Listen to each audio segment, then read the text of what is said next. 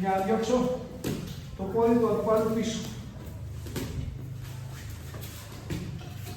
Το πόδι πηγαίνει εδώ πέρα, γλύφει, πάει και αναγκάζω τον αντίπαλο να πάει πίσω.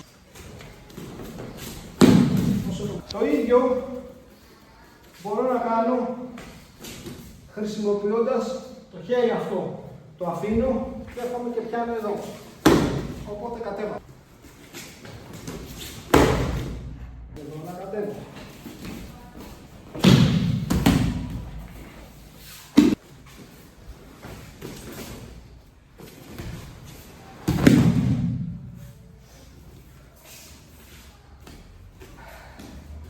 Ένα. Και εγώ πάω να πάρω αυτό το πόδι. Αυτός πάει πίσω. Εγώ έρχομαι εδώ πέρα, κάνω σε όδη.